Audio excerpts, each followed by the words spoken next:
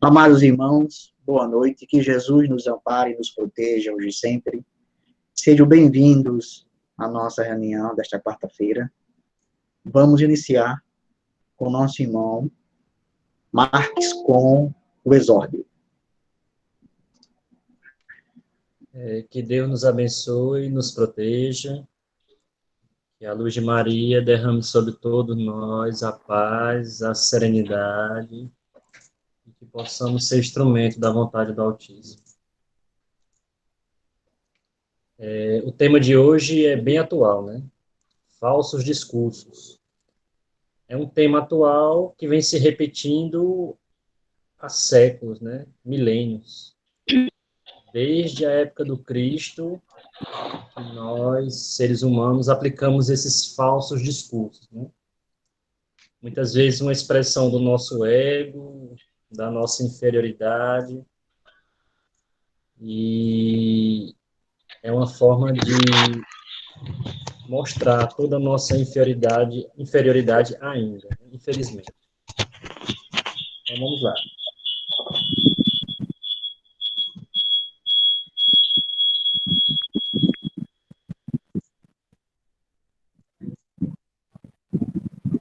Em Tiago 1:22, que está no Evangelho, diz assim: e sede cumpridores da palavra, e não somente ouvintes, enganando-se com falsos discursos.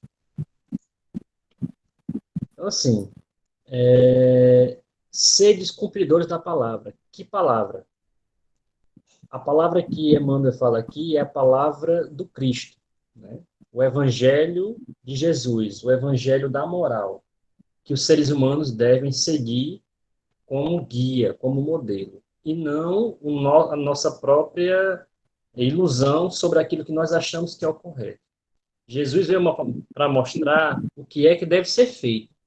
Só que nós, seres humanos, queremos adaptar ao nosso favor aquilo que nós achamos correto.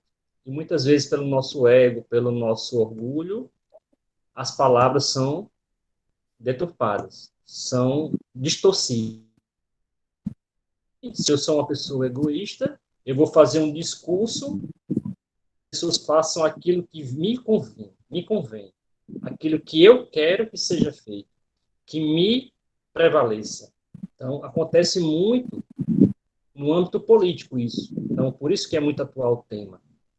Porque existem promessas vazias, com interesses ocultos, para uma grande massa, para fim de que essa grande massa vote em mim, e através de mim, como representante do povo, eu possa usurpar da confiança, do dinheiro e da paciência de todos os meus eleitores.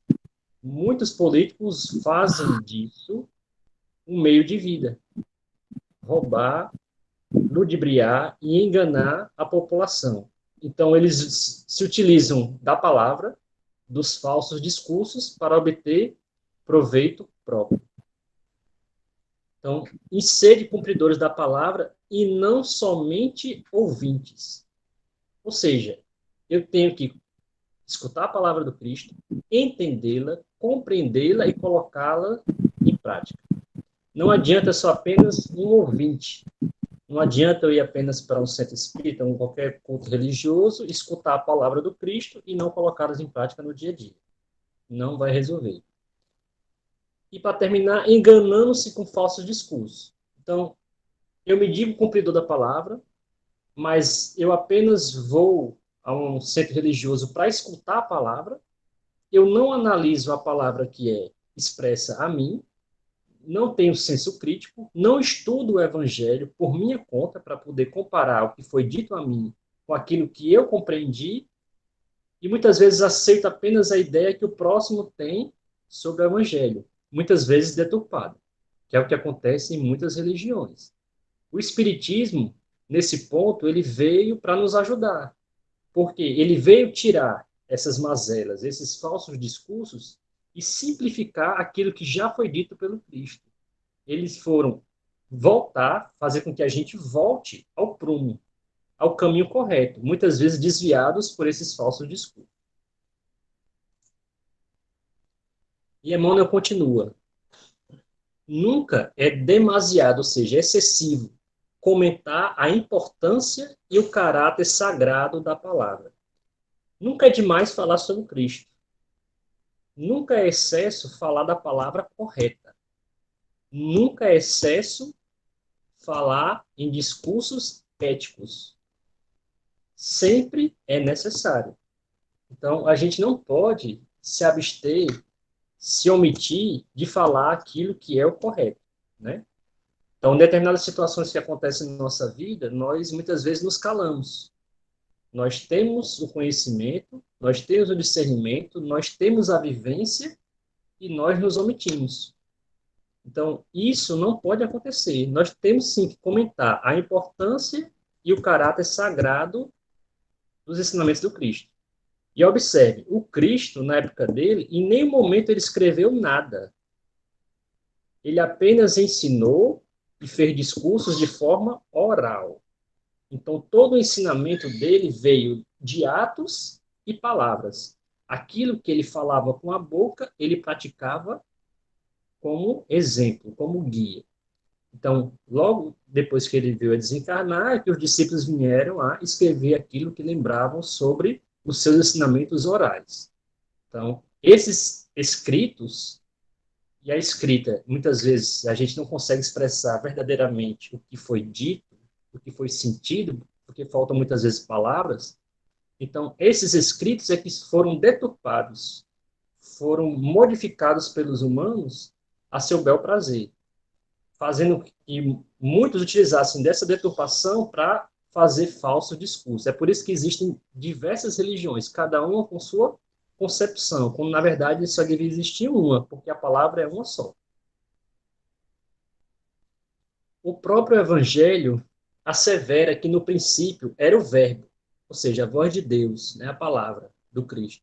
E quem examine atentamente a posição atual do mundo, reconhecerá que todas as situações difíceis se originam do poder verbalista, ou seja, da palavra mal aplicada.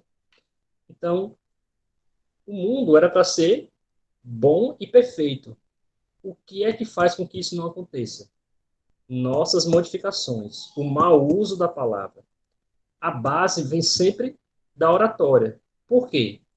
Uma cidade, por exemplo, precisa de um líder, de um governante. E o governante, ele governa como? Orientando com palavras e com atitudes, principalmente com palavras. Ele diz o que deve e o que não deve ser feito. Se essa palavra é deturpada, se ela é mal aplicada, todos aqueles que me seguem vão seguir o meu exemplo errado. Então começa a haver conflitos. Então as situações começam a se complicar.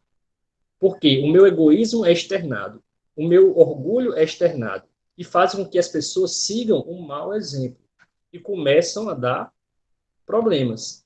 O que é a pobreza, muitas vezes, no mundo? É a falta de oportunidade a todos. Poucos querem muito e muitos não têm nada. O egoísmo prepondera ainda na humanidade, quando os governantes, na verdade, deviam ajudar todas as pessoas a terem as mesmas oportunidades. Por que que no Brasil os políticos não querem, por exemplo, que a população mais carente tenha acesso ao estudo, né? Porque eles querem continuar com a mesma situação que existimos hoje. Os ricos continuando sendo ricos e os pobres alimentando os ricos. Olha o contrassenso, né? Então, eles não querem que os pobres tenham a oportunidade de crescer e se igualarem a eles. O que é isso? Senão o orgulho, né, deles, o ego inflamado. Então, nós vemos favelas, pessoas na miséria, quando poucos têm milhões na conta sem ajudar ninguém. E pessoas que dependem de uma cesta básica, de R$ 300, de um auxílio emergencial miserável para sobreviver. Continuando. Falsos discursos enganaram indivíduos, famílias e nações.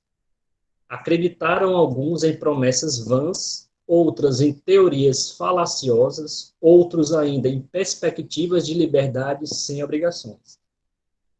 É o que acontece hoje em dia, né? Eu prometo mundos e fundos, então eu consigo enganar pessoas, famílias e nações. Será que a gente consegue ver isso no Brasil hoje? Com discursos de ódio, de racismo, né? De exaltação do mal, né? E pessoas seguindo esse exemplo do mal, né? Achando que isso é a salvação da pátria. Olha só, né? É tão absurdo para que tenha um mínimo de senso lógico do que é o bem da palavra do Cristo, que a gente fica muitas vezes de boca aberta, né? Então, assim, os falsos discursos só atingem aqueles que estão abertos a recebê-los, que não têm o conhecimento, que não estudam, que não seguem o Cristo. Aqueles que seguem verdadeiramente o Cristo, como a gente já viu, sabe qual é o exemplo que deve ser feito. Então, essas palavras de ódio, de vingança, de amargura, de preconceito, não tem como ser de amar da pátria. Então, há uma coisa que não bate, não encaixa. Como amar a família, amar o Brasil, odiando os outros? Não tem como. Né?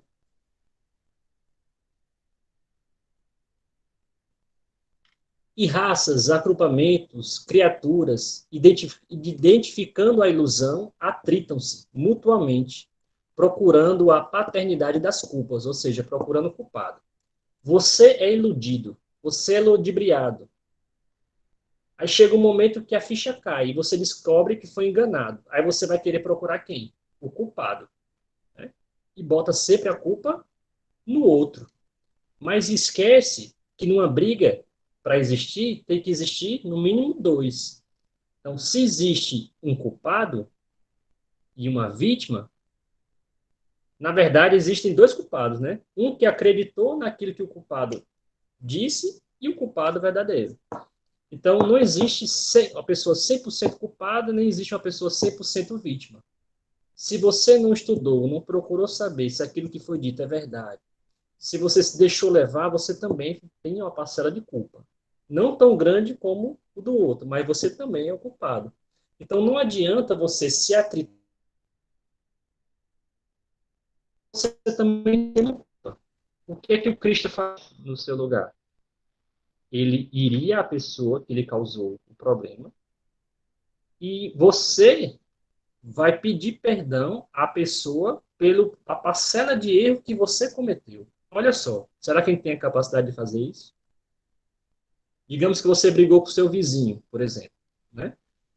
Você diz para A e B que a culpa é toda do seu vizinho, que ele causou isso, isso e isso para você. Mas você, no fundo, você tem uma parcela mínima, por exemplo, de culpa. Será que você não causou minimamente uma irritação para o vizinho para que ele fizesse isso com você? Então, o dever do cristão é reconciliar, fazer as pazes, né? Então, você tem que seguir o caminho do Cristo, ir lá, conversar com a pessoa, se expor, pedir verdadeiramente perdão de coração, né? Porque não adianta falar por falar, só para fazer imagem bonita, e dizer, amigo, eu errei nesse ponto, me perdoe, espero que a gente não entre em conflito, que nós possamos nos entender, tal, tal, tal, tal, tal, e pronto. Acabou aquela inimizade e fez com que futuramente não tivesse coisas piores. Às vezes, de um pequeno atrito pode causar uma morte, por exemplo, né? Você começa com um atrito pequeno com o vizinho, aí isso vai sendo alimentado pelo ódio, pelo rancor, pela vingança e se torna uma bola de neve desnecessária. Então, o que acontece no trânsito, por exemplo, como essa imagem aí? Começa com uma freada, uma falta de atenção no trânsito ou alguma coisa do tipo. Uma pessoa está irritada, mesmo tendo teoricamente a razão, pelo outro ter feito alguma barbaridade no trânsito, mas você também está errado de se exaltar com a pessoa. Então, os dois estão errados. Aí, se você se exalta, o outro se exalta e explodem, pode causar danos ainda maiores. Muitas mortes acontecem no trânsito dessa forma, por falta de diálogo, né? Então, muito sangue e muita lágrima tem custado a criação do verbo humano, ou seja, a palavra. impossível, por agora, computar esse preço doloroso ou determinar quanto tempo se fará necessário ao resgate preciso. Emmanuel quer dizer aqui que a gente não tem como medir o tanto de mal que nós já fizemos com o uso da palavra. E nem o tempo que nós levaremos para nos redimir desse mal, né? Então, se a gente tentar pensar um pouco, né? Se eu usei muito mal minha palavra, por exemplo, né? E se Deus é misericordioso como é, e a gente tem a possibilidade de pagar a nossa dívida, muitas vezes 1/100 daquilo que nós merecemos pagar, e Deus dá a misericórdia para a gente quitar nosso débito, né? Então, ele dá várias parcelas minúsculas para nós quitar o nosso débito. Eu fui uma pessoa com débito através da palavra. Eu usei da minha palavra para prejudicar muitas pessoas. Como é que eu posso quitar esse débito com Cristo? Usando a palavra e praticando essa palavra nos ensinamentos do Cristo. Olha aí uma forma de quitar o débito no bem, né? Então, se a gente raciocinar dessa forma, a gente começa a compreender o todo, né? E quanto Deus é misericordioso com a gente. Ora, sei lá, 50 encarnações fazendo mal, mentindo, distorcendo a palavra, aí vem uma oportunidade para você falar, ajudar as pessoas através do conhecimento do Evangelho. O Espiritismo, por exemplo. Então, quantos palestrantes, quantas pessoas que têm a oportunidade de usar da voz para fazer o bem, ser correto, ser digno. Está aí a responsabilidade de um palestrante. Muitas pessoas acham que ser palestrante é status, né? Mas não. É muita responsabilidade. Porque vocês não sabem quem nós fomos no passado, né? Então, se estamos aqui, não é por acaso. Eu sempre lembro que eu virei um palestrante no susto, né? Foi um engarrafamento que teve na Zona Norte, na ponte. Ficou o Jonas, todo mundo preso lá no engarrafamento. Sei lá, acho que foi um acidente, eu nem lembro se foi um acidente.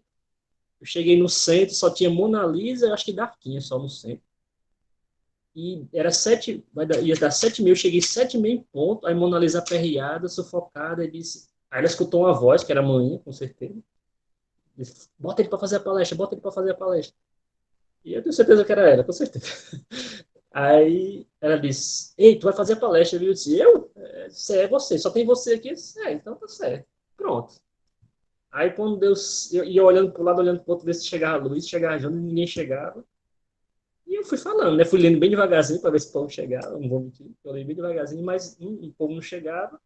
Aí eu fui falando devagarzinho, fui falando devagarzinho. Quando faltam uns 5 minutos, 10 minutos para terminar a palestra, chegou o João, chegou o pessoal. Aí eu disse, agora eu já falei, né? Tem que terminar. Pronto, desde esse dia até hoje eu estou aqui. Então, o acaso não existe, né? E a prova viva é isso.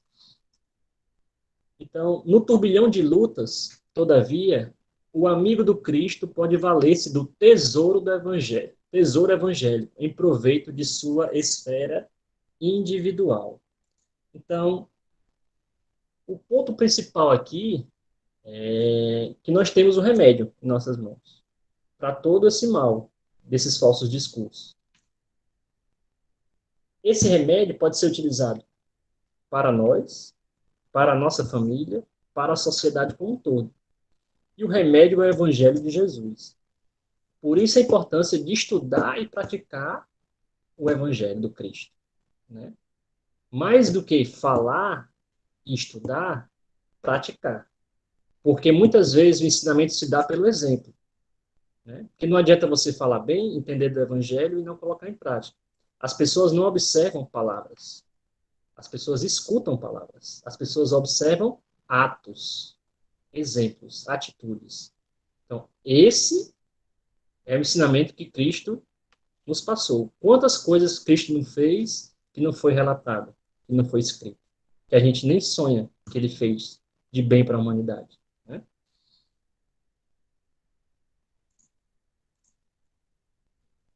Cumprir a palavra do Mestre em nós é o programa divino. Sem a execução desse plano de salvação, os demais serviços sob nossa responsabilidade constituirão sublimada teologia, raciocínios brilhantes, magnífica literatura, muita admiração e respeito do campo inferior do mundo, mas nunca a realização necessária. Vocês já viram a expressão vazio interior? A pessoa é mestre em letras, mestre em filosofia, mestre em tudo, e a pessoa tem um vazio existencial, muitas vezes é depressiva, doente mentalmente. O que é isso? Está aqui na palavra, né? Esses demais serviços, quando utilizados apenas para o intelecto, sem ação no bem, sem cumprir a palavra do mestre em nós, faz com que nós tenhamos isso, um vazio existencial. Não há realização íntima. Nós temos a realização exterior, para aceitação de fora, mas não aceitação de dentro, né? Eu posso estar completo em mim mesmo sem precisar ser um PhD, né? Eu posso estar tranquilo, posso estar consciente. Eu estou fazendo o melhor possível pelo próximo e não necessariamente eu preciso ser um grande, brilhante, né, teólogo, admirador da literatura, enfim, e outros assuntos. Então, para encerrar, eis o motivo pelo qual é sempre perigoso estacionar no caminho, ao ouvir quem foge à realidade de nossos deveres. É perigoso sempre escutar apenas o exterior. A gente tem que escutar sempre o nosso coração, né? Irmão Jacó sempre fala para a gente, meu filho, se você estiver na dúvida, escute seu coração, né? Aí você fica pensando, meu Deus, eu vou escutar o coração, como assim, né? Vá por eliminação, uma dica que eu dou, você tem duas alternativas, duas escolhas de alguma coisa na sua vida. Aí você pensa, meu Deus, se eu escolher o caminho A, vai acontecer isso, isso e aquilo. Aí você fica analisando. Se você se sentir angustiado, duvidoso, receoso, agoniado, o coração está dizendo que não é por aí. Se você escolhe um caminho que talvez na sua cabeça não seja o ideal, mas que você se sente tranquilo, você pensa assim, sem muita animosidade, você fica leve, aí é a resposta. Aconteceu isso comigo algumas vezes, e eu vou citar um exemplo, por exemplo. Eu já contei essa história, eu estava em Mossoró, e uma vez eu vim visitar meu sogro aqui em Ceará-Mirim, aí Fernanda brincando, ela diz, Alberto, já pensou se teu trabalho abre uma vara da justiça lá em Ceará-Mirim? Aí eu disse, Deus me livre. Então, de abrir uma justiça, mas não sabia em qual interior. Eu disse, não, pode ser qualquer interior, mas Ceará-Mirim não é não, né? Aí ela disse, já pensou se é em Ceará-Mirim, perto de Paim, de mãe, né, da mãe dela, do pai dela? Eu disse, Deus me livre. Aí, com poucos meses depois, qual foi a cidade escolhida? Ceará-Mirim, né? Isso eu já tinha ido para Mossoró, dizendo, Deus me livre morar em Mossoró, eu fui morar em Mossoró. Daí para vocês tirem. Então, assim, quando abriu a vaga para Ceará-Mirim, eu fiquei, não, eu não vou não. Aí fiquei na dúvida, vou ou não vou? Vou ou não vou? Vou ou não vou? Aí eu fiquei na dúvida e escolhi o quê? A decisão do coração. Eu pensei, na minha cabeça, não, Mossoró é melhor, mais desenvolvido, tal, mas eu não estava bem, eu me sentia angustiado com essa escolha. E quando eu pensei, não, mas Ceará-Mirim, será que dava certo? Tal? Eu me senti em paz com o pensamento em Ceará-Mirim. Aí eu perguntei a Fernanda, ela disse, vamos, meu filho, ficar perto da nossa família, tal, e a decisão foi realmente a correta. Então, é dessa forma que acontece na nossa vida. Talvez na nossa cabeça diga que não, mas o coração está dizendo que sim. Então, é isso, pessoal. Agradeço a oportunidade. Os falsos discursos estão muito evidentes hoje em dia. Se você vê o noticiário, você vê vários deles, né? Prestem muita atenção no que dizem a vocês e analisem e se coloquem no lugar do Cristo. Será que o Cristo faria dessa forma? Se não, é porque o caminho não é o correto, tá bom? Então, agradeço a oportunidade e peço àqueles que quiserem fechar os olhos, que elevemos nosso pensamento a Nossa Senhora, a Jesus, agradecendo a oportunidade de estarmos aqui reunidos, que a luz de Maria, que a luz do Evangelho derrame sobre todos nós a paz, a serenidade e a tranquilidade, que Deus ilumine as famílias de todos, a todos os presentes encarnados e desencarnados, que o remédio bendito de Maria e de sua legião possa acalentar e acalmar todos os corações angustiados aqui presentes. É aquele, Senhor, que puderem, sejam socorridos e encaminhados aos prontos-socorros espirituais, a fim de serem tratados com toda amor e carinho. A palavra do Evangelho com o nosso irmão Roberto Márcio. Roberto Márcio, não é isso? É. Abraço a Então, todos. Roberto, a palavra é sua, como disse o nosso irmão Marques. Boa noite a todos. Tá todo mundo me ouvindo bem? Então vamos hoje iniciar o Evangelho. Eu vou desligar aqui, tá com retorno aqui, gente. Deixa eu desligar o celular, que é melhor. Pronto. Agora melhorou. Então hoje nós primeiro vamos agradecer a Jesus por estarmos aqui. Vamos pedir a todos que a consciência, a participação interior esteja aqui, esquecemos um pouco as atribuições, a parte externa, né, os problemas, tudo aquilo que nós temos, como diz, a louça para lavar, o boleto a pagar. Por quê? Porque aqui é um momento de reflexão, é um momento que nós precisamos estar presentes realmente. E muitas vezes, eu vi uma vez num livro psicografado sobre uma análise de um centro, e os espíritos ficavam fazendo uma análise das pessoas que estavam sentadas na frente. Era uma pensando do marido em casa, outro pensando no dinheiro que tinha que pagar, outro pensando... Nada estava focado no que estava sendo dito pelo palestrante. Porque é uma grande oportunidade, porque quando estamos aqui agora distantes fisicamente, mas estamos ligados espiritualmente. Então, hoje, nós vamos tratar aqui do livro do Evangelho, né? As causas das aflições. Eu vou abrir aqui, fazer essa apresentação aqui, se vai dar certo hoje, né, Jonas? Abrir aqui a janela, e aqui está. Vamos ver que está aqui. Se eu não me enrolei de novo, né? Coisa nova. Aqui, compartilhar. Detalhe da reunião.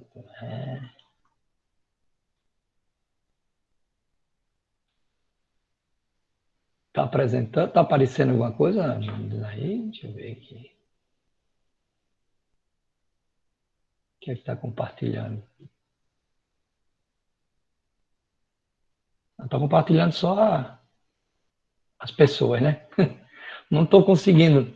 Eu não estou conseguindo compartilhar aqueles itens, não. Você tem aí, Jonas, as itens que eu passei para você ontem? Não estou ouvindo. Roberto, você está no computador ou está no celular? Estou no computador. Você tem que... As apresentações aqui, eu tenho aqui minimizado as telas. Aí ontem eu consegui. Eu não ia ter apresentar. Você tem que apresentar agora, vai aparecer uma guia do Chrome. Tem a tela inteira, tem uma janela e tem uma guia do Chrome, é isso? A guia do Chrome. Aí essa sua apresentação já tem que estar aberta no Chrome, entendeu? Para poder aparecer. Ela estava aberta aqui. Tem que estar aberto no Chrome? Já está aberta assim Hein? Ela apareceu? no navegador, tem que estar aberta para poder aparecer.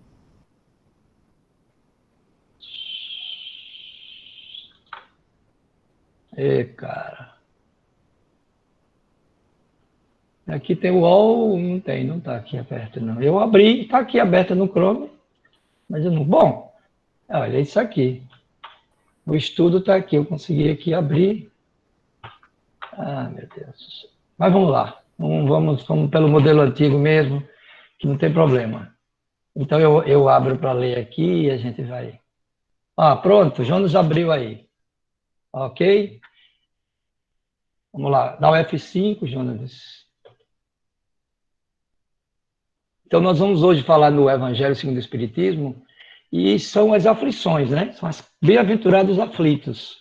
Então, nós já vimos o bem e o mal, essa primeira parte do capítulo, que é bem e mal querer, e hoje nós vamos trabalhar essa parte de perda de pessoas amadas na mortes prematuras. É a próxima tela, Jonas. A próxima. Aí. Então, Vamos passando aqui a mensagem do Espírito sobre as palavras de Cristo, sobre os aflitos, que nós estamos trabalhando os aflitos, né? Que são bem-aventurados os aflitos. Para nós chegarmos a esse item, porque nós vamos tratar sobre uma coisa muito importante e muito difícil de assimilar, que são mortes. É a morte física. E muito mais morte prematura. É isso que nós vamos chegar. Então, para isso, a gente precisa primeiro entender o que é a aflição, que é o que esse capítulo fala, que bem-aventurados os aflitos, são aqueles que entendem a dor, as aflições, porque as aflições, elas não vêm por acaso, são coisas que vêm para nos edificar, para que nós possamos aprender com a dor. Então, a gente vai mostrar aqui muito mais coisas de crianças mortas, de filhos, os motivos de entendimento, de aceitação. Claro que a dor e o sofrimento vai acontecer, mas a doutrina nos ajuda a entender melhor. Então, bem-aventurados os aflitos, porque o reino dos céus lhes pertence. Então, aquilo que nós hoje entendemos por aflições, até no desespero, quando a gente perde um filho, eu tenho até uma experiência pessoal, aos 21 anos eu perdi uma filha, e não queiram passar pelo que eu passei, a dor foi muito grande. Por exemplo, eu cheguei no hospital e tinha lá um pacote azul em cima de uma cama e o médico me entrega uma criança morta. O que é que vocês acham? Aos 21 anos, sozinho, e fui enterrado, peguei um táxi e fui enterrar uma criança sozinho. Tá? Então, são aflições que eu tive que passar. A criança nasceu, um dia morreu no outro, eu não tinha ainda memórias afetivas da convivência com ela, porém, já tínhamos preparado, já tinha nome, já tinha preparado o quarto, a irmã estava em casa esperando, tinha todo um processo de amor, já, né, dentro no desenvolvimento já fetal. Então, foi um sofrimento muito grande, e eu imagino que perder um filho com 4 anos, ou com 10 anos, ou com 15 anos, é uma dor insuportável, né? Então, é uma aflição. Então, bem-aventurados aqueles que entendem o sofrimento. Essa é a mensagem, e a gente vai, então, explicar melhor isso. Pode passar a tela, Jonas. Então, a interpretação que referia-se àquilo aqui, aqueles que estão diante da dor, porque está sobrepondo aí, né? Provam sua fé na perseverança e sofrem a submissão à vontade de Deus. Então, é entender e nunca blasfemar, porque aquilo que nos acontece é o que nós precisamos passar. Aquilo que nós temos previsto para a evolução. Porque o sofrimento que é dito no materialismo nosso, para o nosso crescimento espiritual, são lições. Eu mudei muito minha forma de entender o erro, os erros, inclusive no trabalho. Quando um funcionário ou eu mesmo erro, eu nunca vou. Eu sempre digo que isso é uma aprendizagem. Nunca mais a gente vai acontecer isso. Quando a gente faz uma abordagem errada com o cliente, ou faz uma coisa errada que deu uma repercussão, eu reúno o grupo e digo, e aí, pessoal, aprendeu para não fazer de novo? Porque não adianta chorar, já passou. É a mesma coisa na vida. Então, assim, agora, ficar repetindo aquilo é arrogância, é orgulho, né? Porque achar que ainda você não adianta você ficar brigando com o universo. Isso é o que eu falo a gente conversa muito com o Jonas sobre perfeccionismo. Como as pessoas perfeccionistas sofrem. Por quê? Porque o mundo é imperfeito, até porque estamos num mundo de provas e expiações, e as pessoas querem ver perfeição no mundo e sofrem por isso. E quem está ao seu lado, principalmente o próximo mais próximo, né, Jonas? O próximo mais próximo, sofre muito, porque as pessoas ficam procurando perfeição no outro. E não existe perfeição no mundo, no universo. Então, a dor, ela vem para trabalhar a nossa perseverança e a nossa submissão à vontade de Deus. Porque se Deus é um pai, ele jamais nos trará coisas de perseguição, de maldade. Não. É aquilo que precisamos passar. Pode passar a tela. Então, aqui, perante o sofrimento, então a gente tem que sobrepor-nos a ele. Então, diante do sofrimento, a gente tem que entender o sofrimento. Aquilo que aparentemente está nos maltratando, está nos deixando sem condições de viver, ele é um trampolim da ascensão. Nada, existe muito, se fala muito em inspiração e transpiração. Eu gosto muito de falar, na vida, 90% é transpiração e 10% de inspiração. Então, muita gente não quer sofrer porque acha que se sofrer, acha que veio ao mundo a passeio, de férias. E quando vem o sofrimento, não está preparado. Porque eu acredito que as pessoas mais preparadas na vida são aquelas que nasceram em lugares difíceis. Por quê? Porque elas já passaram. Eu acredito muito naquela história de não importa o objetivo, importa o caminho que você percorre. Quando alguém está discutindo um tema e nunca viveu aquele tema, ele não tem autoridade para discutir um tema, porque ele não vivenciou. Então, existem os teóricos de plantão. Aí volta aquela história da dor de perder um filho. Aí você está conversando sobre dor e a pessoa diz, cara, deve ser horrível perder um filho. E por isso. Aí quando você pergunta, e você já perdeu um filho? Eu disse, não, então cala a boca. Você não sabe o que é dor. Dor é do outro. Dor é pessoal e intransferível. Então, o sofrimento é seu. E como você pode transformar esse sofrimento em crescimento? É isso que a nossa doutrina espírita ela é consoladora. Porque ela nos mostra que nós temos. E eu volto sempre a dizer, toda vez que eu tenho a oportunidade de falar, precisamos entender que somos espíritos eternos em corpos transitórios. Se a gente entender e ter certeza que essa vida que nós temos o Espírito Eterno, que não vamos morrer, muda tudo, porque as pessoas querem viver sensações, paixões, dinheiro, poder, como se fosse só existisse isso aqui. Contra tudo e contra todos. Ao mesmo tempo, não edifica nada para as vidas futuras. Por isso que o que nós somos, quando alguém fica perguntando, eu fui o que em outras vidas? Eu não queria saber, não, porque a sua melhor versão é essa.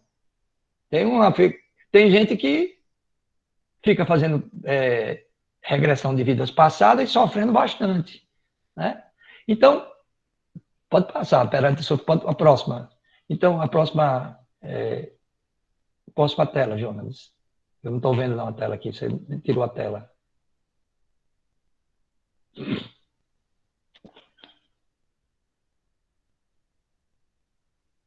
Saiu a tela. Não estou ouvindo, não. Você não seu microfone está fechado, Jonas. Eu já entrei na outra apresentação, então vou voltar à anterior, tá? Ainda tem mais alguma coisa. Tá. Está continuando ainda ali. Pronto. A próxima tela, é isso. Aí. Aqueles que sabem, porque estão por cima. Que dominam, né? Isso aí. Alegria, porque está sobrepondo uma tela na outra, viu? A tela deixa eu só fazer aqui. São questões técnicas. Deixa eu tirar aqui e parar isso aqui, certo? Só um momentinho. Eu posso ir falando enquanto você resolve? Pode. Então, gente, eu fiz um resumo aí, porque o texto eu vou dar uma lida aqui para a gente entender melhor, porque o foco nosso é exatamente trabalhar a perda das pessoas amadas e mortes prematuras. O porquê que existem momentos, inclusive eu assisti algumas palestras, porque eu sempre faço isso, cada vez que eu vou discutir um tema, como o Roberto falou aí, a responsabilidade é muito grande quando se faz um trabalho de palestrante. Ao mesmo tempo, é muito importante a gente entender que é muito importante falar aquilo que vem do coração, e não querer falar bonito, falar rabiscado, onde a maioria não entende e impressiona. Não estamos aqui para impressionar, não. Estamos aqui para falar coisas que toquem o coração. Então, as aflições que nós temos são aflições necessárias. O sofrimento pode ser trabalhado, isso você tem que ver como. É claro que você não vai deixar de chorar pela morte de alguém. Nesse meio tempo que eu estava estudando isso aqui, tem um amigo meu que a mãe morreu há pouco tempo, e eu mandei uma mensagem para ele, edificante, que a gente vai discutir aqui, para que a gente possa, que o Jonas está vendo essa parte técnica, mas, Jonas, eu acho que dá para a gente passar isso aí, porque era só uma projeção. Tem da última tela que tem um casal com a filha, a foto da filha para ficar na tela enquanto eu falo sobre isso. Certo. Então, deixa eu só entrar aqui. Só deixa na última Ah, tela, que tem uma foto de um tá. casal. Então, eu vou passar aqui. Um casal com uma... Eu achei muito interessante isso aí para a gente trabalhar essa. Olha, aquilo que eu... Tá vendo aí? Se a nossa esperança em Cristo se limita apenas a essa vida, somos os mais infelizes de todos os homens. Mas tem uma... Não estou vendo, não. Tem uma tela que tem a foto de uma família, um pai e uma mãe com a foto de uma filha morta. Podia deixar. Tem, tá aqui. Pronto, pode ir. Só essa daí que eu faço o resto. Me desculpa aí, pessoal, pela... Pronto. Diante da perda de pessoas amadas, considerar a razão divina. não está aparecendo aqui a tela dela, não. Não tá? Não. É só essa última que tem a tela que tem isso. Pronto. Veja se aparece aí. Então, aqui, pessoas amadas. Perda de pessoas amadas. Aí eu vou ler aqui para a gente entender melhor. Quando a morte ceifa na nossa família, arrebatando, sem restrições, mais moços antes de que velhos, costumais dizer, Deus não é justo, pois sacrifica um que está forte e tem um grande futuro, e conserva os que já viveram longos anos, cheios de decepções, pois leva os que são úteis e deixa os que não mais servem. É aquela coisa de dizer que morrer jovem devia matar os velhos, né? E que não é a visão espiritual. A sétima. Pronto, pessoal. Pode abrir essa aí. Olha aí, nós estamos... Visualize aí. É um pai e uma mãe, né? Considerar que Deus nada faz sem um fim inteligente. Então, nada existe de razão de ser. Nada vai nos acontecer. Então, essa menina aqui, essa jovem, ela desencarnou e os pais estão aí chorando, segurando o retrato. Aí, alguns momentos vão dizer, Deus é injusto, Deus perseguiu essa família, por que perder uma filha jovem? E aqui ele vai explicar isso. Aí o espírito Sanson, que é engraçado, pessoal, é bom entender isso. Esse Sanson, ele era amigo de Kardec, e ele participava do grupo junto com Kardec, e ele quando ele estava doente, ele disse, quando eu desencarnar, eu vou procurar o mais rápido possível ajudar vocês vindo aqui contar como é o mundo de lá. E ele, pouco tempo depois, apareceu e eles disseram, e aí, como é? Ele disse, rapaz, eu estou tão tonto aqui, tão atordoado, que ainda eu não estou preparado para falar. E depois de um tempo, ele voltou e fez essa interpretação aqui. Então, ele diz, humanos, é nesse ponto que precisais elevar-se acima da terra, acima do terra-terra. Ele usa uma expressão muito interessante. Se nós pensarmos só no materialismo, que ele chama de terra-terra, a morte é um absurdo, porque ele ceifa, tira de nós uma sensação de toque, de cheiro, de voz, mas a gente tem que pensar muito mais no espiritual. E esse espiritual é o que ele fala aqui. Então devemos sair do terra-terra, para compreendermos que o bem, muitas vezes, está onde julgais ver o mal. A sábia previdência, onde pensais divisar a cega fatalidade do destino. Porque, a vez de avaliar a justiça divina, de acordo com a vossa visão, podeis supor que o Senhor dos mundos se aplique por mero capricho a vos infligir penas cruéis? Então, algumas pessoas acham que Deus está punindo esse casal aqui. Vocês estão sendo punidos, eu vou trazer essa filha, vou tirar e vou desencarnar ela jovem ainda para vocês sofrerem. Não é verdade. Existem muitos interesses espirituais por trás.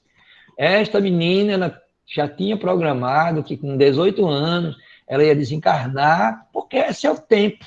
Ela ia trazer para os pais tais informações de amor, de caridade, e os pais não entendem isso. E nós, como ele usa a expressão terra a terra, ou seja, materialmente falando, ninguém entende. Eu perdi meu pai e minha mãe, sinto muita falta dele, mas não me desespero. Não me desespero por quê? Porque eu sei que nós vamos nos encontrar. Então, existe sim as esperanças da vida futura.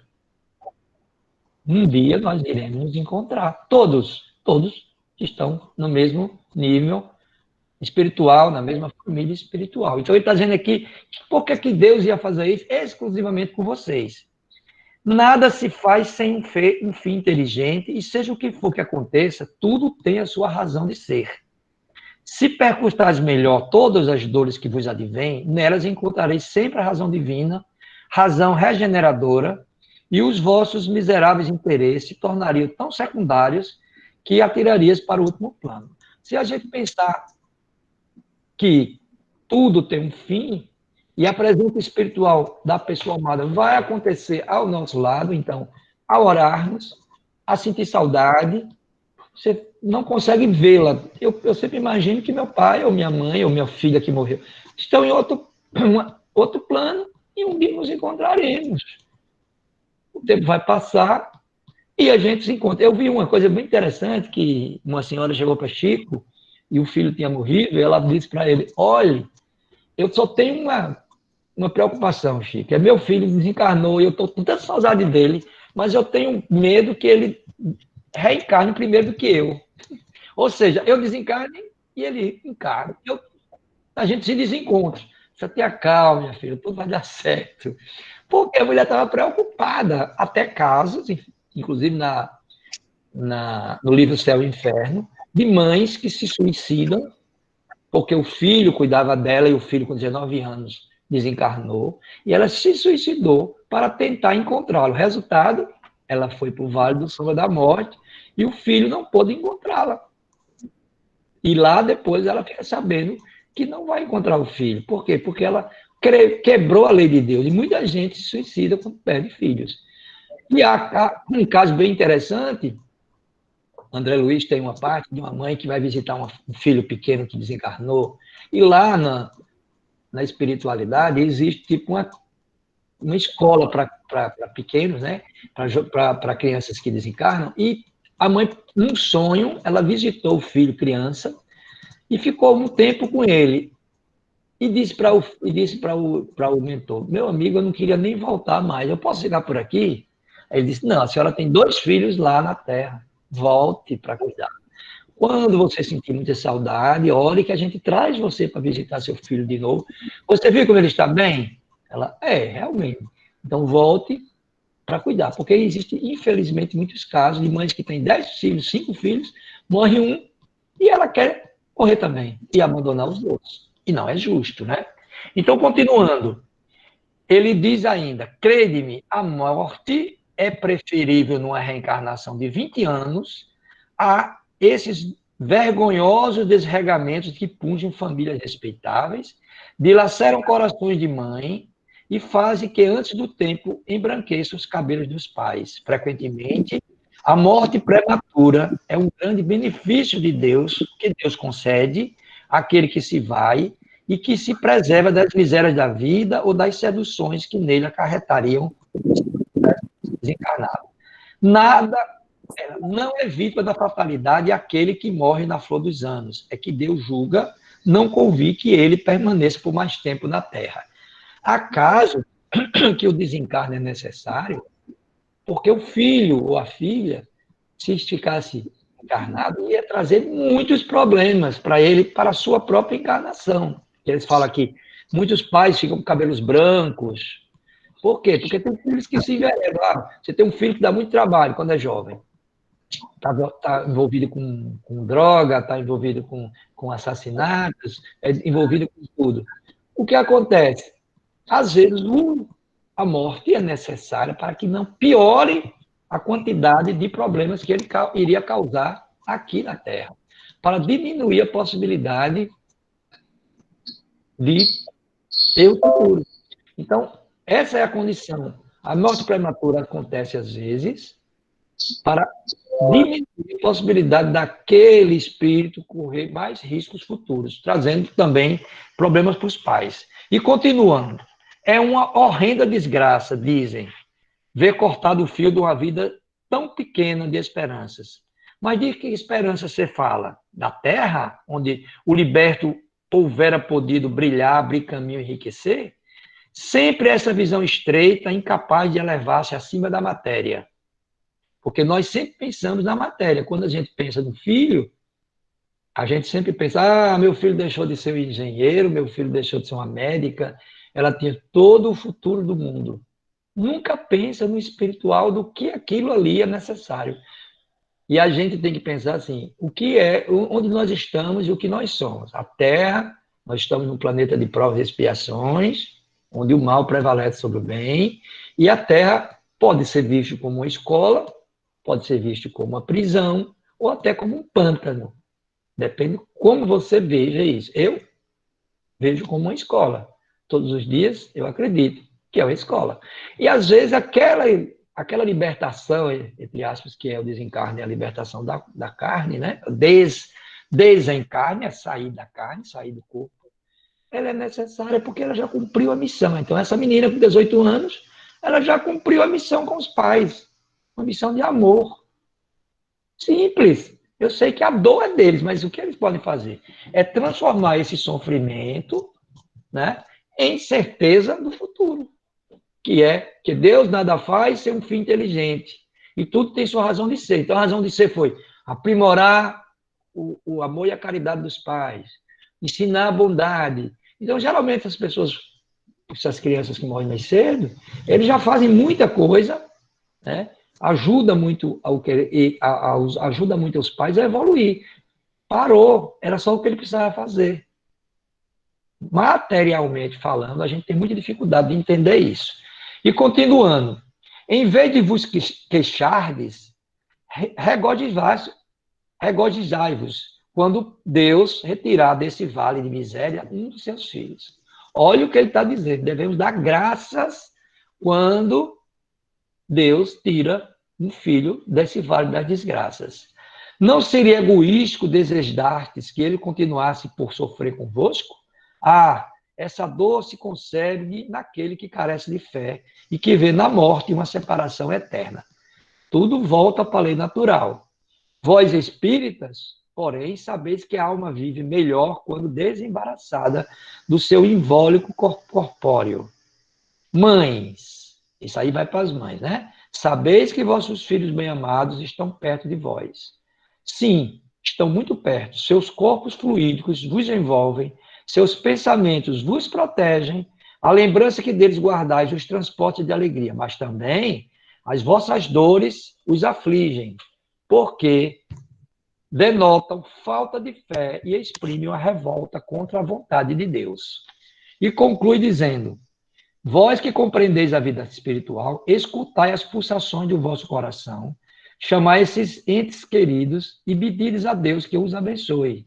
Em vos sentides fortes consolações, destas que secam as lágrimas, sentirei aspirações grandiosas que vos mostrarão o porvir que o soberano Senhor prometeu. Sanson, ex-membro da Sociedade Espírita de Paris, 1863.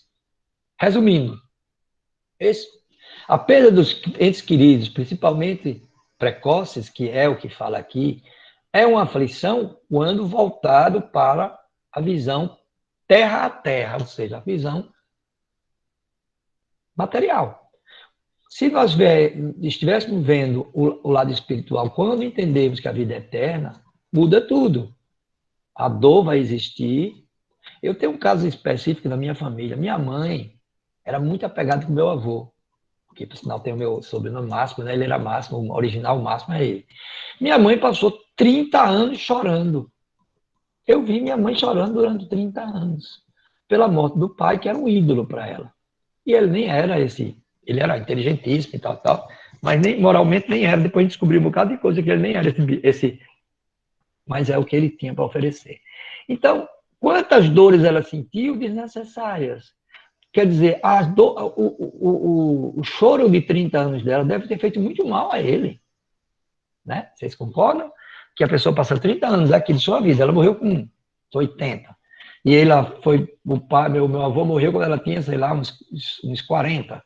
Ela passou de 40, eu acho que uns 30 e pouco, vamos dizer que de 30 a 60, chorando a morte do pai, que não aceitava a morte dele. Depois de um ano depois, morreu a mãe.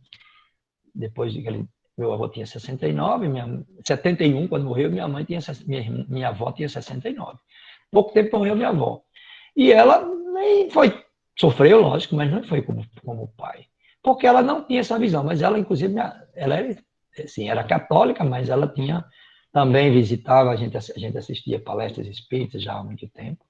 Eu voltei para casa depois que não é a época, e eu ia com ela sempre. Então, essa é a visão. O que eu tenho para concluir é uma coisa que foi uma mensagem que foi feita por nosso amigo Chico Xavier, numa reunião pública, que ele fala aqui, para concluir. Como é que está aqui? 20, então, isso uns 10 minutos, né, Jonas, ainda?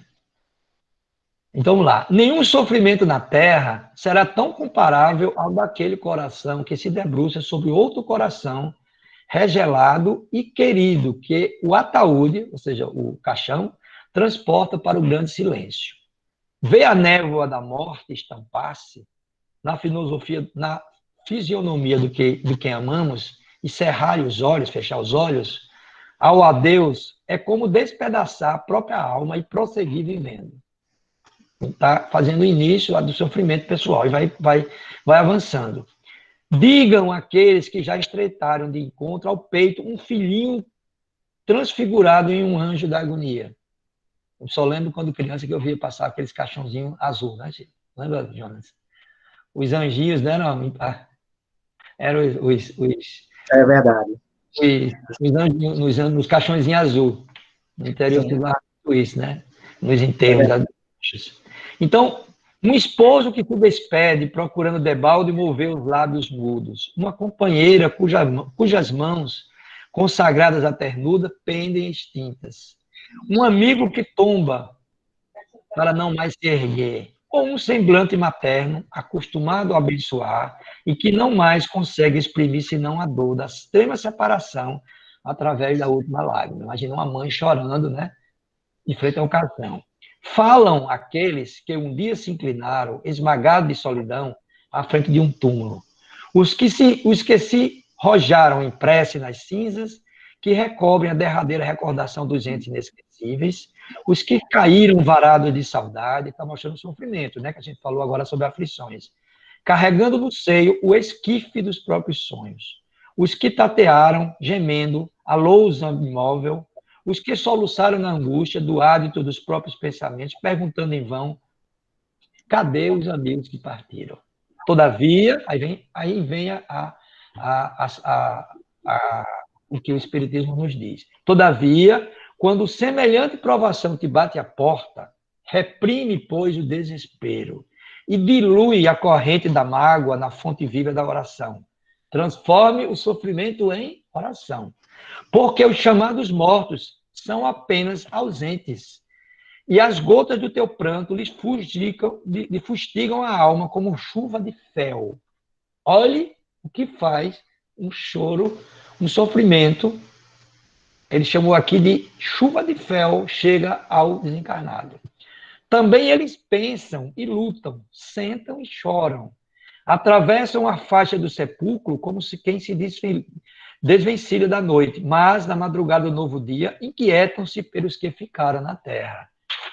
Ouve-lhe os gritos e as súplicas na onda mental que rompe a barreira da grande sombra e tremem cada vez que os laços afetivos da madrugada, da retaguarda, lhe rendem a inconformação ou se voltam para o suicídio. Olha o que ele está dizendo, o sofrimento e como eles sofrem por chegar alguém ao suicídio, por ter acontecido o desencarne do filho. Lamentam-se quanto aos erros praticados e trabalham com afinco na regeneração do que lhe diz respeito. Estimulam-te a prática do bem. Então, os nossos entes queridos, o Roberto gosta muito de trabalhar isso, a mãe dele, quando ele desencarnou, virou um anjo de proteção para ele, como a minha mãe, que quando eu saí de casa muito cedo, o Jonas uma vez me disse, você não sabe quantas orações sua mãe fez por você, quantas lágrimas ela derramou por você ter saído de casa. Eu era meu filho mais velho, homem, né? E eu saí de casa com 19 anos. Então, até hoje eu me lembro ela fazendo a minha mala e as lágrimas descendo. Então, imagina, isso era uma partida na Terra, hein, gente? Imagina se fosse uma partida para outro mundo. Tranquiliza, pois, deste modo, os companheiros que demandam além, suportando corajosamente a despedida temporária, e honra-lhe, pois, a memória, abraçando com nobreza os deveres que te legaram. Recorda que no futuro mais próximo que imagina, respirarás entre eles, estaremos juntos, comungando a necessidade e os problemas, porquanto terminarás também a própria viagem no mar das provas redentoras. E conclui, e, vencendo para sempre o terror da morte, não nos será lícito esquecer que Jesus, o nosso divino mestre e herói do túmulo vazio, olha, herói do túmulo vazio, né? Fizeram isso? Subiu, saiu. Nasceu na noite escura, viveu entre os infortúnios da terra e expiou na cruz, em tarde pardicenta, sob o monte empedrado, mas ressuscitou aos cânticos da manhã, no fulgor de um jardim. Entendeu? Só um complemento. André Luiz, no livro, nos livros que ele escreveu, Nosso Lar, tem uma parte que diz assim, quando alguém vai reencarnar, e tem uma parte de uma senhora que volta para a Terra, o choro de lá é pior que o daqui. Tá bom para vocês? A gente chora quando vai para lá. Aí tá lá, passa 30 anos estudando. Vai lá, você vai com a missão, você vai chegar com 5 pessoas. Ó, Roberto, você tá lá, você vai fazer isso, mas tem Jonas para lhe ajudar, tem Roberto Marcos para lhe ajudar, tem Manel, tem tanta gente que tem Zélia que tá ali dentro uma... Mesmo assim, eu choro. O povo chora por mim, meu amigo. Você não sabe o que está esperando lá. Aqui é uma coisa, aqui é teoria. Lá, depende de você. Então, pensemos nisso. Quando alguém nos deixa, né? E aí, como eu dizia muito lá, minha mãe se libertou do corpo que sofria. Passou 18 anos do Alzheimer. Entendeu? Então, tem coisas que a gente não pode deixar de entender que a morte é uma consequência. O Espiritismo, assim, que o Espiritismo matou a morte, né? Matou a morte. Não existe a morte foi morreu a morte. Ou seja, como eu aprendi essa expressão agora. A expressão, Jonas, é terra a terra. Quando você pensar terra a terra, ou seja, materialmente, o sofrimento é grande. Porque nós vivemos, gente, de sensações. Né? Nós já saímos do primitivismo, né? E a gente está nas sensações, vai para o amor. Quando a gente estiver no amor, vai dizer, meu Deus, minha mãe está tão bem. Ela saiu daquela dor que ela soltava, ela está agora melhor. Então, eu devo agradecer a Deus e não me chatear com Deus, blasfemar contra Deus. Mas você vê um filho querido, 15 anos, 20 anos, morto num acidente, blá, blá, blá, mesmo que o cara tenha bebido, capotado o carro, ou então teve um câncer, né? A gente vai blasfemar? Não, a gente vai entender, como o Roberto falou agora aqui, existe a coisa de você de entender pelo coração, não é só pela razão. A gente é muito racional, a gente só pensa na razão, no sentir, né? São Tomé, beliscar, estou com saudade. Eu estou agora com 2 filhos fora de casa, um em Mossoró, outro no Rio, morro de saudade. Mas a gente se fala, oi, tudo bem. Agora tem internet, mas é como se tivesse outro mundo. É outro mundo, gente. Então, você imagine hoje a tecnologia nos une. Já a pessoa que está lá no Japão, tem um filho, jogador de futebol, está no Japão, aí tem um filho, aí a pessoa aqui no Brasil, na hora que nasce, você está filmando aqui ao vivo, e todo mundo está vendo aqui. É fantástico isso. E lá, em Segundo Nosso Lar, tem umas televisões parecidas com essa, que eles nos veem aqui. Olha, pessoal, nos veem aqui. E eu quero aproveitar para lembrar para vocês que todo mundo que tem amigo e tem amigo suicida, orem por eles. Eles estão precisando de nossas orações para sair daquele lugar comum, da centelha de sair. Sair do lugar comum lá, do vale do Soma da Morte, precisa de ter uma redenção de centelha do amor. E como é que a gente consegue trabalhar isso? Através da oração, que vai chegar até lá. Então, as aflições vão continuar enquanto nós ainda estivermos voltados para o materialismo. Então, essa é o que nós temos a falar, e gostaria que aqueles que aqui desejassem fechar seus olhos, para que nós possamos agradecer a Jesus por mais uma oportunidade de falarmos em seu nome, e que, principalmente, precisamos entender que já sabemos muito o que fazer. Nós precisamos agora é agir como Jesus, porque ele é o nosso modelo, o nosso mestre. E com Jesus, como sempre João nos repete, triunfaremos sempre. Ele nunca nos decepcionará. Quanto aos ídolos daqui, com certeza, como são humanos, nos decepcionarão sempre. Tá? Assim seja. Obrigado pela paciência. Desculpem aí a parte técnica. A parte técnica foi para mim também porque é a primeira vez que eu faço a transmissão remota, né? Mas eu aprendi aqui, baixei já uma extensão, agora eu tô craque agora. Pronto, vai servir para os próximos. Então, quem quiser fazer uma transmissão melhor, uma apresentação remota, eu já sei como fazer. Então, agradecer. Manda material para você, né? Isso. Manuel, ou melhor, agradecer ao nosso irmão Marques, tá? Também agradecemos ao nosso irmão Máximo pelas palavras, com certeza são um bálsamo consolador, e queremos aproveitar para que nós possamos fazer a prece pela nossa irmã Daniele, que foi confirmada, infectada, né, pela Covid-19. Então, ela precisa de nossas orações. Esse é um momento delicadíssimo, tá? Porque já fomos também, digamos assim, agraciados com essa experiência, tá? Então, nós precisamos estarmos unidos. Então, essa prece que você fez, seja direcionada à nossa irmã Daniele, tá?